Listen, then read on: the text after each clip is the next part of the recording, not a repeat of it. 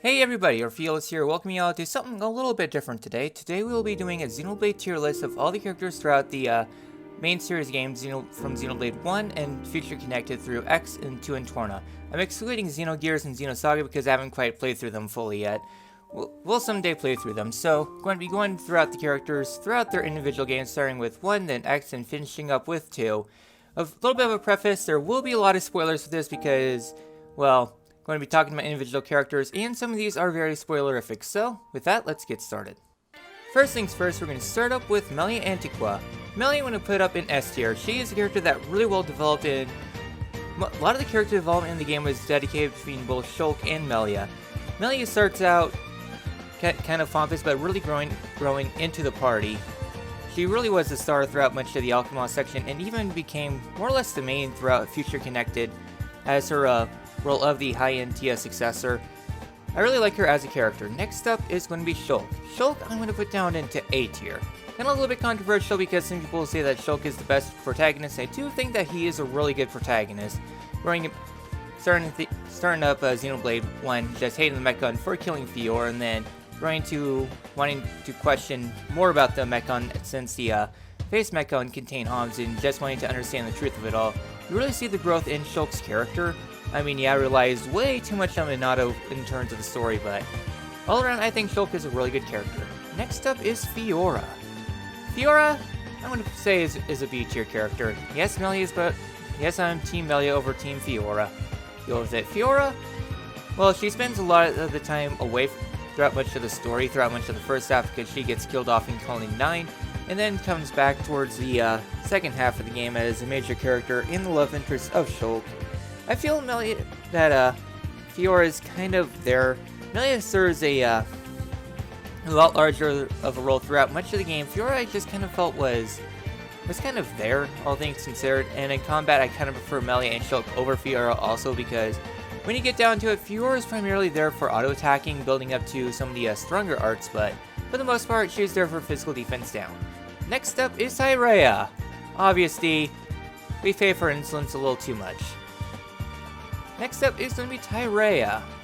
Tyrea, it really changed throughout because if this were just about Xenoblade 1 without Future Connected, she would be obvious D tier, but yeah, Tyrea, I felt was a really good character, and just seeing her change from being an assassin to someone who really cares about Melia and wanting to see her succeed the throne.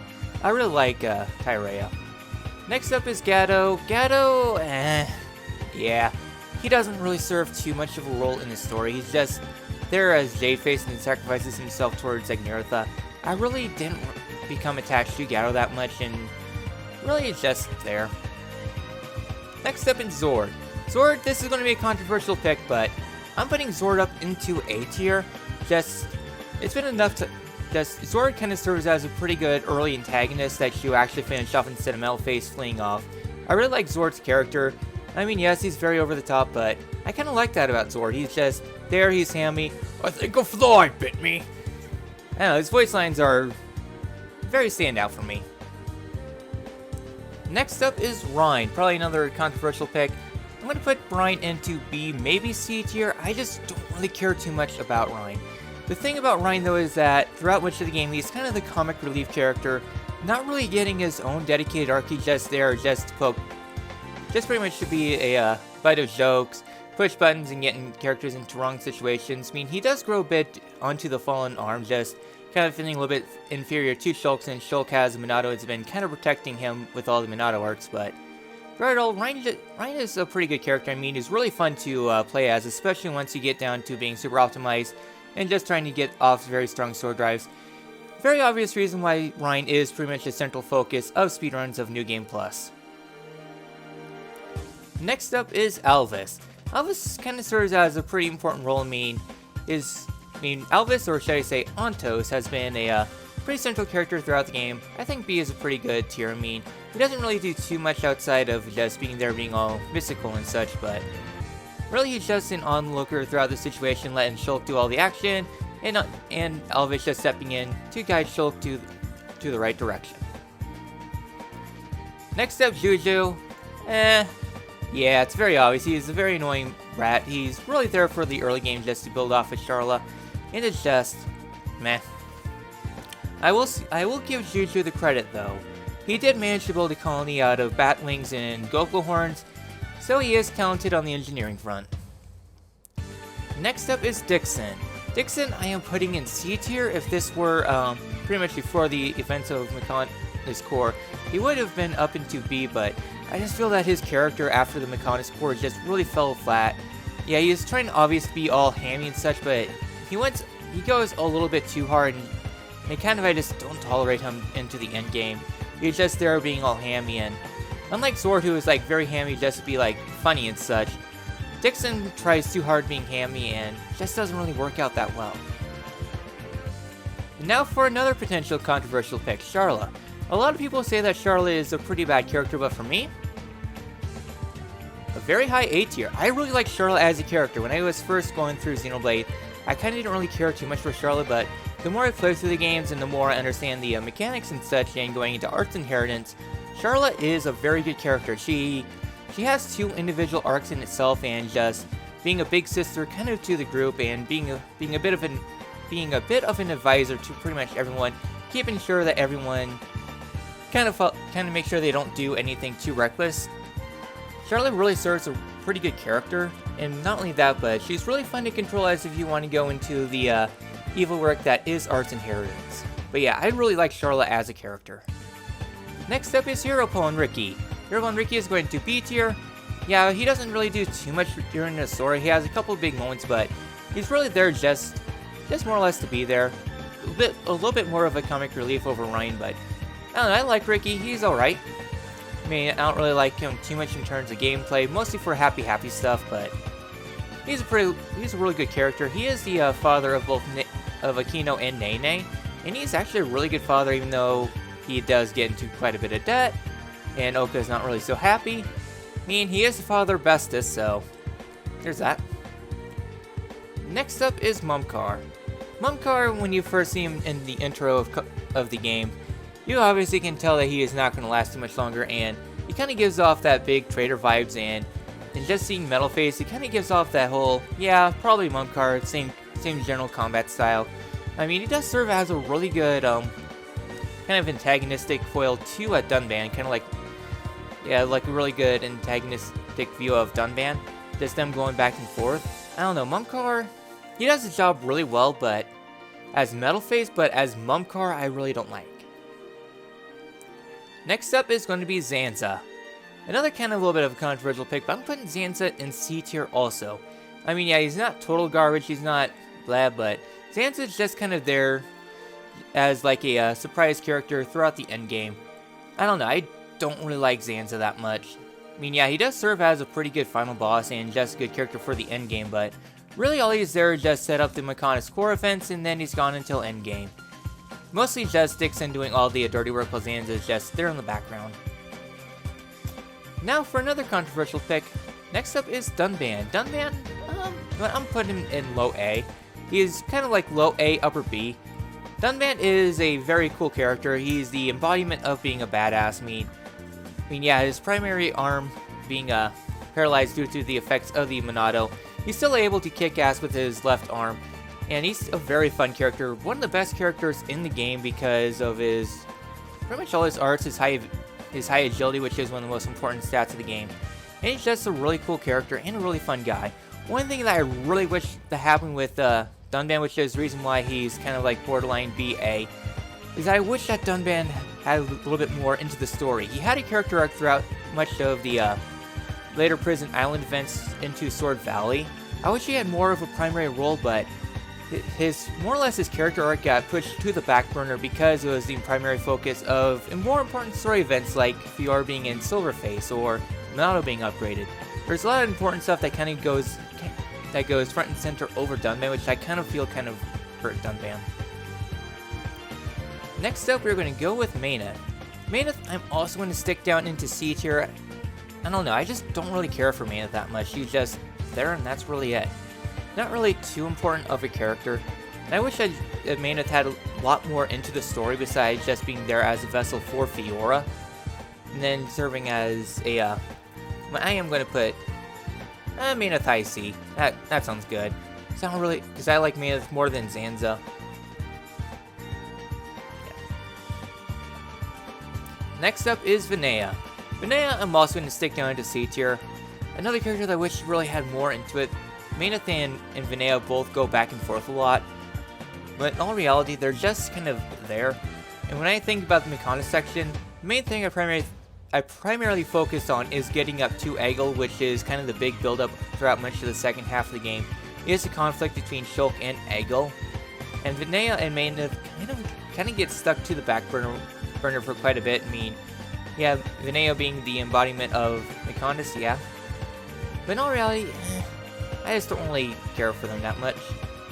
Next up is Egil. Egil is going up into S tier. I really like Egil. He is my favorite character in the game for very good reasons. One of the main reasons why I like Egil so much is that Egil is the perfect foil for Shulk. They both have so many similarities and both go back and forth really well.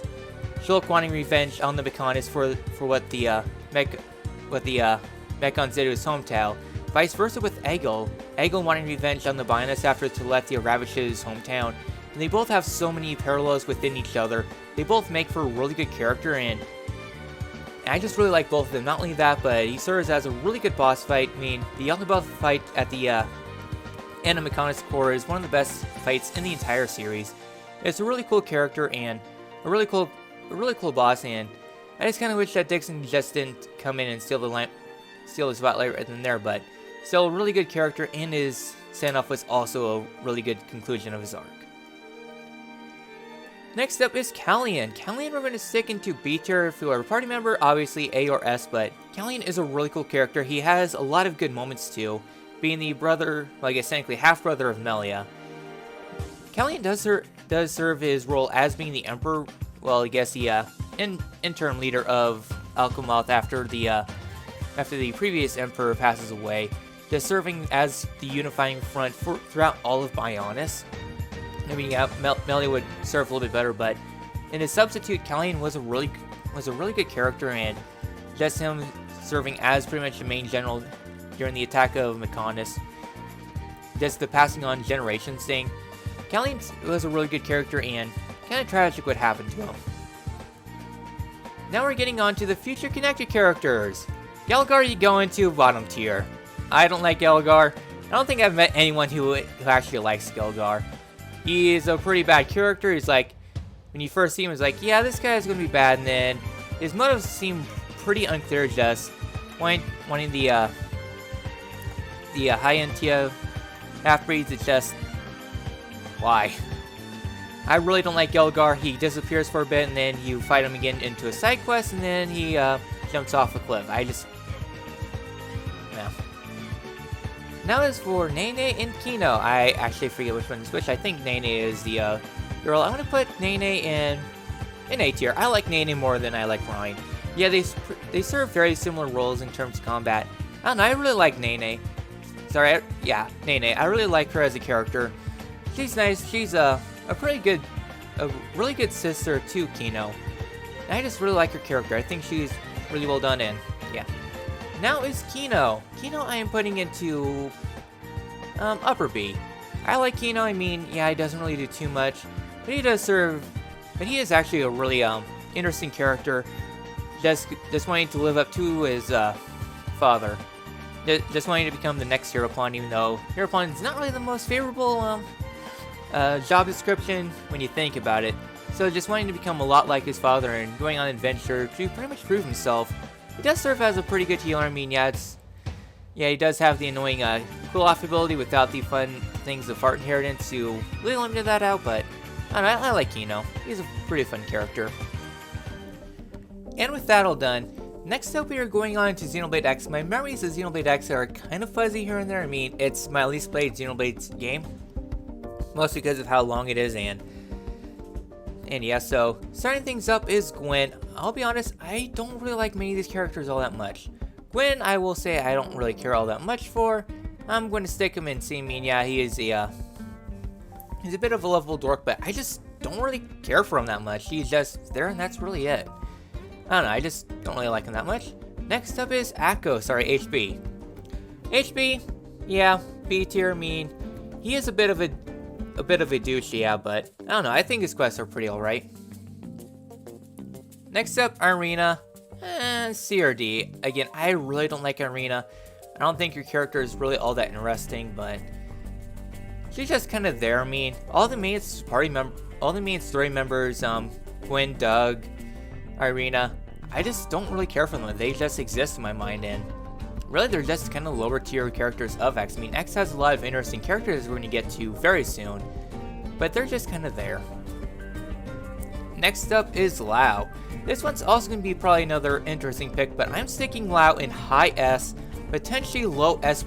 I really like Lao. I mean, yeah, the story of Xenoblade X is kind of hit and miss, but Lao kind of cements his major role in the story. The main story isn't really focused around the party, it's focused a lot around Lao and his fall and redemption. Yeah, Lao is a traitor to humanity, just his reasons for betraying humanity is a little bit understandable. The fact that on the Lifehold, all the people that got priority on the Lifehold wasn't so much just the soldiers that were there in the Earth colony, but just more or less the higher ups like Maurice, a lot of the richer individuals, all of them, they got higher priority and snubbed out Lao's family. And that kind of broke Lao, and then just him betraying and then redeeming himself in the final battle against Luxar. I really like his character arc and growth, just seeing him fall and then rise again. And the interaction between Lao and Lin in Chapter 11 was also really good. I don't know. I like Lao. Then I like the story of X a little bit more than most people do. I really like Lao in his character arc. Next up is Yelv. Yelv, in terms of character, would probably be C or D, but the implications of Yelv during his affinity missions with Eleonora is definitely an interesting take and could lead to a little bit more in Xenoblade X. Oh yeah, another thing I forgot to mention about Lao is that it also serves as a bit of a cliffhanger, but Xenoblade X's story is one gigantic cliffhanger that will it be resolved? Who knows? Again, also another very important thing with Lao and the resolution of his quest, it does lead to a lot of interesting implications later on. Next up is Lin. Lin's character arc, well, I guess Lin's character is entirely tied to with Tatsu. And Tatsu is very easy to place, but I like Lin's character throughout the story quite a bit because the interactions between Lin and Lao, I kind of see them a little bit like family, like Lao being the father and Lin being kind of like the daughter. You can kind of see some parallels there, especially with the interactions between Chapter 11 between Lao and Lin, and in Chapter 12 also, which kind of boosts my opinion of Lao quite a bit. Just kind of like Shulk being boosted up by, Egil being boosted up by Shulk. I see Lao being boosted up by Lin in her actions. Next up is Hope. I like Hope's character. I mean, yeah, she's not the greatest in terms of combat, much like Lin. But I kind of like her as a character. She's definitely a kind character, and then her also kind of falling from her assistant. I think it's been a while since I last played X, but her assistant kind of betraying her, and then just falling into hard times, and then seeing everyone rise up. Her side quests are really good, and just one of the many examples of the side quests in Xenoblade X being fantastic. All of Hope's side quests are really good and really well done. Next up is Alexa. My character arc is robots. I don't like Alexa. I kind of skipped her affinity missions because A, they're not required.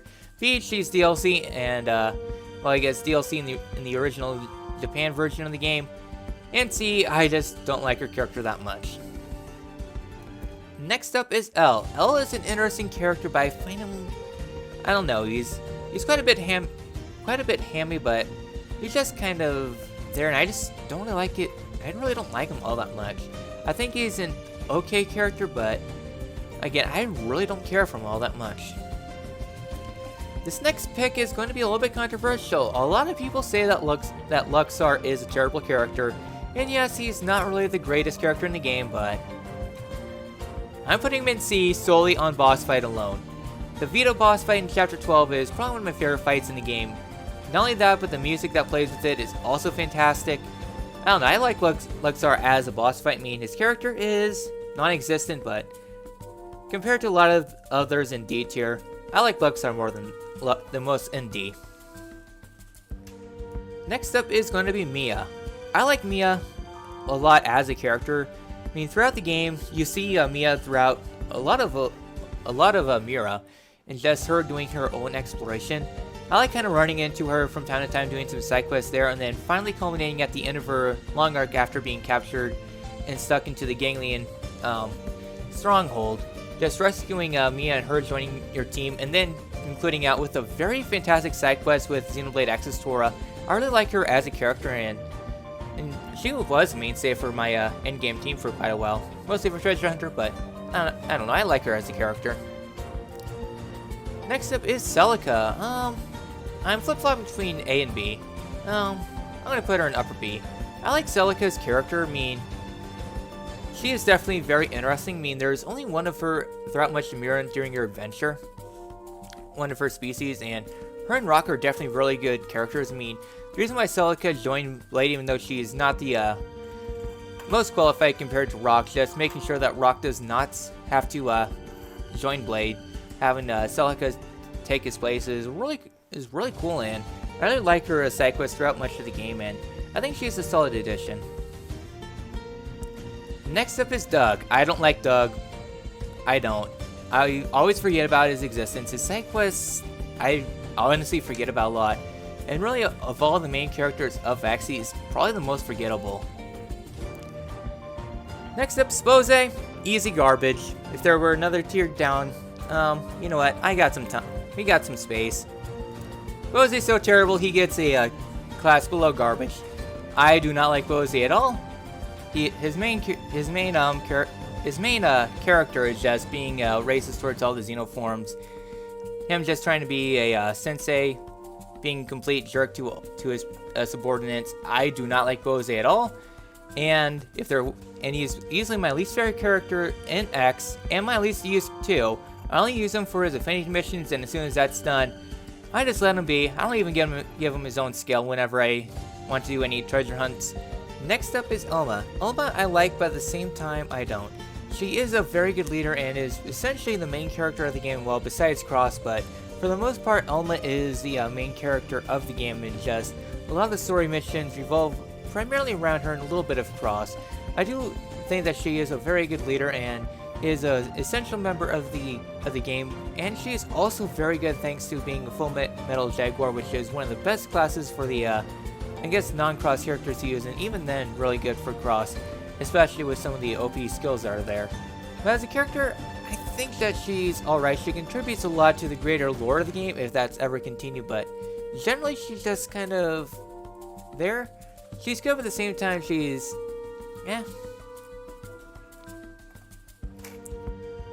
Next up is Fry. I think the Killer Ostrich. I do not like Fry at all. I mean, Fry is the brother of Fog, and Fry is very forgettable. His first mission's like, hey, let's go kill some indigents, and then let's go drink. That's his primary character development, and I really don't like Fry all that much. Next up, I don't even know his name. I think it's Skelgar. I actually don't remember. He's the Arothian that was an important story character through the game as one of the loyalists to the Ganglion before defecting and then doing his own thing. I don't like him all that much because a very good character that would have been a very good addition to your party, but no, he's just there. He gives off some side quests, and as soon as you're done with this chapter, he's kind of left in the dust. Next up's Goeta. I don't like her all that much. I don't remember her pronunciation all that much. She's just there for a lot of early missions as an early game antagonist, but I really don't like her character all that much. I really don't like her fights all that much. She's just kind of there. Next up is the Murderess. I'm going to put her up into high C. I mean, her character, when you first meet her, is definitely one of those that you're supposed to not really like all that much, but throughout your adventures you learn more about the Murderess and learning more about her, and she is a pretty good character. I mean, not the best, but I don't know, her side quests, especially towards the later half of her Affinity mission arc, I kind of like. Yeah, I think C is a good place. Next up is Nagi. Nagi is, like Dunban, a total badass, and serves quite a bit more of a role in Xenoblade X. I mean, For one, he does have Blossom Dance like Dunban. B, he has a lot of cool cutscenes with him in terms of combat, especially during his Final Affinity mission. And C, he teaches your main character. He does teach Blossom Dance, which is part of one of the most overpowered builds in the game, and he's just a really cool character. I really like Nagi. Next up, obligatory food joke number 39. Tatsu, he's annoying. I think his voice is very bad. I really don't like his voice all that much, and then his entire character arc is food. That's all there is to it, just food, food, food. Everyone says, oh look, walking potato. Yeah, just one of the downsides about the story of X, just focusing on Tatsu being food, and I really don't like him all that much. I mean, I don't think Tatsu belongs in garbage tier. I mean, he does have some really good interaction with Xenoblade X's Torna, but all things considered, he's used as the worst Nopon in the series. Next up is Xenoblade X fandom. I really like this fandom. He's a very approachable character. He's lovable, and he is a pretty good commander, just being your general guide throughout much of the game and just helping you throughout it. He's a really cool character, and yeah, that's really all there is. He's just a really cool character, and I like him. And our final one for Xenoblade X is Fog. Fog, I kind of relate with him a little bit, especially being a little bit more scatterbrained, but I don't know. Fog's kind of tied down to Fry, and I really don't like Fry all that much. Fog is also just one of those characters that's there, and really, I don't really remember Fog all that much. I mean, his Final Affinity mission is really good, but all things considered, eh.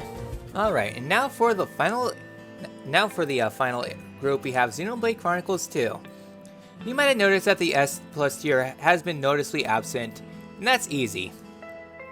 Jin belongs up there. Jin is my favorite character in the entire series. I like his character arc. He is Lao done better, and I really like Lao as a character. Jin's character is also really good. You see him being a really good character to Laura, and then seeing the fall from the Praetorian, and then him just trying to he sees the world in a very negative light until Rex came around, and then he starts to see things a little bit differently, and then his send off at the end of chapter 9. I really like Jin as a character, and he has probably one of my favorite resolutions in the game, and a very emotional finale. Now, for the other character that belongs in S+, Poppy. Poppy is a really good character, easily my favorite party member in Xenoblade 2. I really like Poppy. She's a really good character. All of her cutscenes, especially in the later half of the game, I really liked it. Starting at chapter 7, easily one of the reasons why I really like it that much is just Poppy becoming more emotional throughout much of the game.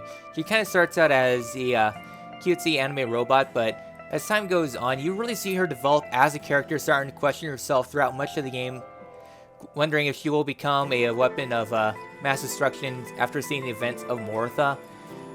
Her at the beginning of chapter 7, and her during the ending, knowing the promise that she kind of gets suckered into by Mithra. I really like her character throughout the entire game, and really belongs really high up in S+. Not only that, but Poppy Cutie Pie is really fun to play as, and is completely overpowered. Next up is Gort. Gort belongs down here in the garbage tier. If anything, he'd belong more into the Bose tier, but Bose gets his own tier. I do not like Gort at all. He is a very terrible character, and I guess it is done really well intentional to be as despicable as possible. And yeah, Gort, everything about him I do not like. He is a complete jerk, especially to Laura, trying to threaten her. When she was a child, Gort was trying to kill her. And then yeah, throughout the game you fight Gort a couple times in Torna. Once during the Gormott section, and then him scampering off and then becoming a Chimera for Indul, and then fighting at the end of the game. His final fight I don't like at all. And just one thing I really don't like about Gort. All his fights I really do not like. And just everything about Gort I don't like. Next up is Rex. Rex I kind of find to be one of the most controversial characters in this series. There's some that say that Rex belongs in garbage, some say that Rex belongs in S. And as for me, I think he belongs in lower A. I really like his character throughout the entire game. He stays kind of optimistic throughout throughout much of it. And then you can kind of see his growth as a character, especially during Chapter 7. I mean, he doesn't always go out just wanting to stop Torna. He's wanting to more make a compromise with Torna, especially with Jin, and just stop Malice from destroying just more becoming friends with him. I really like his characteristic of Rex because Rex isn't trying to be murderistic. He is trying to be more of a lighter character throughout the entire game, and just becoming and just kind of embodying the bond between Blade and Driver. Next up is Rock. Always has been, always will be forgettable. I really don't like what they did with Rock. I mean, actually, yeah, Rock belongs in C, not D. Rock was done dirty into the game. He was an important, well, I guess semi-important character throughout Chapter 3, being the Blade of Vandom. Then after Vandom dies at the end of Chapter 3, becoming Rex's Blade, and then just doing the whole character arc throughout the early parts of Chapter 4, going back into Gormod, just accepting Rock, and then just the passing on of Vandom's legacy. As soon as you're done with that, Rock just disappears throughout the game. Not really mentioned once again, and is sadly forgotten. Next up is Tora. Tora is also another character that's either hit and miss. Some people really like Tora, some people think he belongs in whatever tier is below Bose. For me, I think, yeah, Tora belongs in B tier. Tora is an interesting character, but though, yeah, he is hampered because his parents are absolute garbage, being brought up by Tadazo and Suzu, who are both kind of perverted, kind of rubbed off on Tora. Yeah, Tora grew up a little bit on the perverted side, and seeing his grandfather shot by what was his name again? The one who Zord voices, Mui Mui. There we go. Yeah, being shot by Mui Mui. His childhood was really kind of messed up, but he was still able to persevere, carrying on their legacies, and eventually built Poppy Cutie Pie, who, well, I guess the Poppy series, and then just kind of culminating Tora's character arc into the end, into Poppy Cutie Pie. I really like Tora's character development throughout the game, though he is kind of hampered by his terrible parents. Next up is Vandom. Vandom is a very lovable guy, much like Xenoblade X. I mean, he is a veteran character, and then just kind of, yeah, being a major mentor figure to Rex, just showing him kind of the ropes and just the way of the mercenary life.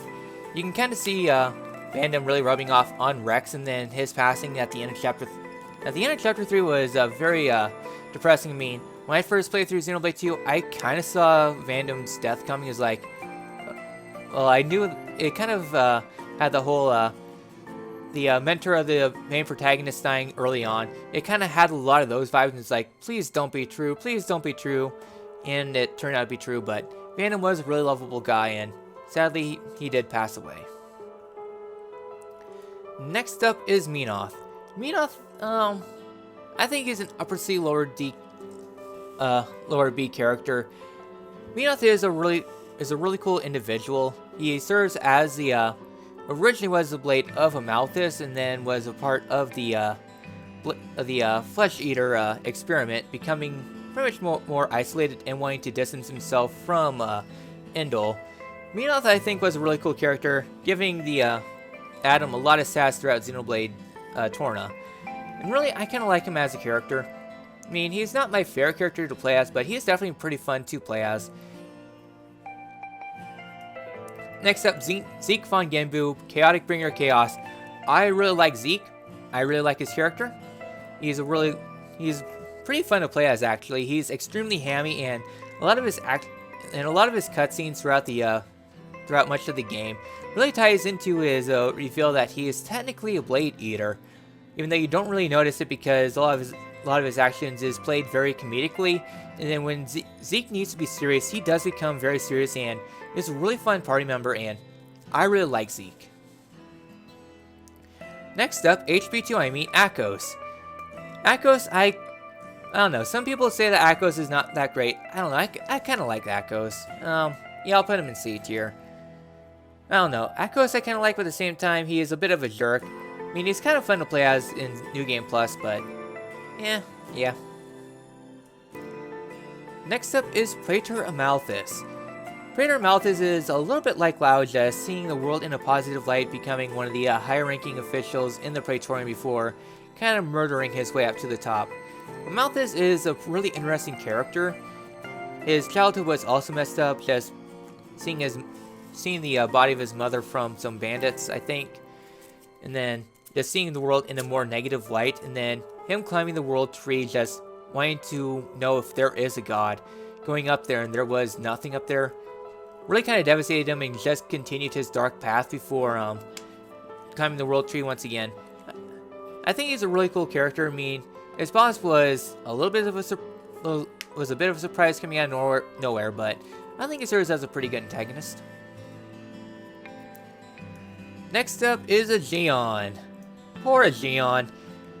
Rock was forgotten, Aegeon was left in the dust. I mean, he does serve a little bit more of a purpose in Xenoblade Torna. I mean, most of his character throughout XC2 and Torna is in Torna, but even then he's just kind of there, not really doing too much for the group, and yeah, I mean, I do like controlling Aegeon quite a bit in Torna, but all things considered, he's kind of there. Next up is Gramps. I don't like Gramps all that much. I mean, yeah, he does serve as a pretty important character throughout the game, but at the same time, he's just there as being the guiding fairy, but not really doing too much guiding until Chapter 7 when he's needed to alert Rex about the presence of Spirit Crucible Elpis. Why? That area is terrible, but really he's just kind of there and just there in the background, not really doing too much to the main group, not really doing too much compared to all the other characters. Next up is Dromark. Again, Dromark is easily forgotten. Probably of the major party members, of all the major blades for the party members, Dromark is easily the most forgettable. He's just kind of there, and he is also a terrible blade, being one of the worst rare blades in the game. Really, the only reason to use Dromark is for a glitch not intended by the developers. Thank you, Zombie Hover. Next up is Bridget. I don't really care for Bridget all that much. Yeah, she serves as a very complimentary character to Morag, but throughout her adventures in Torna, all she's there is just roasting Pyra and Mithra alive. I mean, most of her character is just roasting whoever needs to be roasted. I mean, obviously being the blade of the Flamebringer, yeah, definitely brings the heat. Next up is Mikhail. Mikhail I'm putting up into A tier, just seeing his character throughout all of Xenoblade Torna, just him being a very shy and kind of a reserved boy, but always trying to smile in the end. You can see that character kind of flourish into the main game, always there smiling no matter the opportunity, and getting his revenge on Amalthus after pretty much everything that Amalthus did, destroying the Torna refugee camp back at the end of Torna, becoming an experiment, and then almost was killed before fleeing off. I forgot the exact details, but just wanting his revenge on the Praetorium. And you can see it kind of resolute back into the end of the game. I really like Mikhail. He's easily the best of the sub-Torna trio, and yeah, I really like his character. Next up is Morag. Morag I really like as a character, but into the story doesn't get as much spotlight compared to all the others. I mean, you have Zeke being the Morag is also one of the important rail figures of the Moradine Empire. She does serve as a really good sister to Emperor Neil, but compared to Zeke, Morag's not serving too much of an important role throughout much of the story, just kind of being there just to be there in order to see something fantastic. But she is definitely a badass. I mean, she is a very cool, very fun character to play as, being a tank. I really like controlling katanas and having a perfect evade art, and just a lot of her blades are also really good. I just like controlling Morag. Oh boy, now for the contentious three. So Pyra, Mithra, and Nia. Which one is the confirmed waifu? For me, Pyra and Mithra are tied, and they are both going up into Upper A. Upper A. I like these three. I like these two roughly equally. Pyra and Mithra are both really connected to each other. You can't have one without the other. Pyra, it was a result of the events of Torna. after Mithra destroyed Malus for the first time, and then also destroying the Titan, seeing the death of I forgot this kid's name. Milton, there we go. I had to take a quick Google search. After seeing the death of Milton just breaking down and then becoming Pyra, and Pyra just become and playing off of Mithra also, because Pyra is more or less what Mithra wishes she could be.